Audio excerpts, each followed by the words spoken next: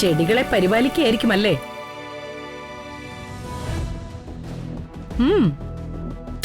ഒരു പൂന്തോട്ടം പോലെ ആയിട്ടുണ്ടിത്. നട്ട് നനച്ച് വേലി കെട്ടി സൂക്ഷിച്ചതിന് ഫലം ഉണ്ടായിട്ടുണ്ട്. നമ്മൾ ചെയ്തു കൊടുക്കുന്ന സഹായങ്ങൾക്ക് തിരിച്ച് പൂക്കൾ വിരിയിച്ച് ഒരു ചെരി സമ്മാനിക്കാനേ ഈ പാവങ്ങൾക്കറിയൂ. ചതിക്കാൻ അറിയില്ല. ആവർത്തനങ്ങളാണ് ഓരോ പൂക്കാലവും. വിടരുന്നു, വാടുന്നു, വീഴുന്നു. ഇതിനിടയിൽ ചില പതിരും പിടിച്ചു വരും. ഒരു ഗുണവുമില്ലാത്ത പാഴ്ചെടികൾ.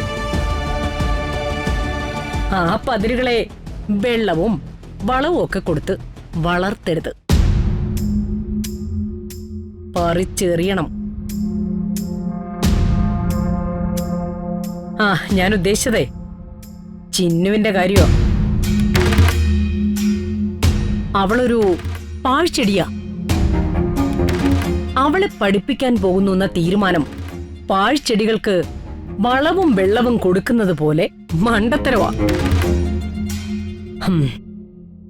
ആ തീരുമാനത്തിൽ നിന്ന് പിന്മാറണമെന്ന് പറയാനാ ഞാൻ വന്നത്. ഇത് തീരുമാനിച്ചതേ ജയരാമനാ. ഞാനാണ് നിന്റെ കഴുത്തിൽ താലി കെട്ടിയത്, അല്ലാതെ നീയല്ല. ആരാർക്ക് താലി കെട്ടി എന്നതല്ല ഇവിടുത്തെ പ്രശ്നം. വേലക്കാരിയെ പഠിപ്പിക്കാൻ പറ്റില്ല എന്നുള്ളതാ. താലി കെട്ടിയവന് തെറ്റുപറ്റിയാൽ തിരുത്തേണ്ട ഉത്തരവാദിത്തമുള്ളവളാണ് ഭാര്യ. അത് ഭർത്താവിന് തെറ്റുപറ്റുമ്പോഴല്ലേ? ഈ കാര്യത്തില് എനിക്കൊരു തെറ്റും പറ്റിയിട്ടില്ല. എന്നാൽ വേലക്കാരി പെണ്ണിനെ പഠിപ്പിക്കുന്നതില് എനിക്ക് ഒരു താല്പര്യമില്ല.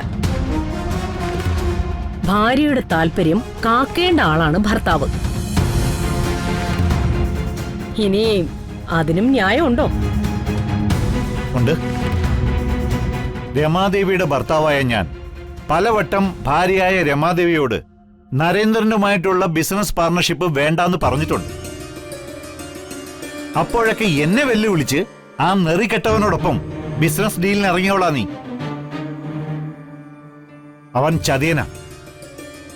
ആദ്യം നീ ചെന്ന് അവനുമായിട്ടുള്ള എല്ലാ ബിസിനസ് ഡീലും അവസാനിപ്പിച്ചിട്ട് വാ, എന്നിട്ട് ഈ കാര്യം ആലോചിക്കാം. അവളെ പഠിപ്പിക്കണമെന്നത് ജയേട്ടന്റെ ആഗ്രഹമാണോ അതോ പ്രിയപ്പെട്ട മറ്റാരുടെയെങ്കിലും ആഗ്രഹമാണോ? മൊട്ടിട്ടിട്ടും പൂക്കാതെ പോകുന്ന ചില ചെടികളും കൂട്ടത്തിലുണ്ടല്ലോ.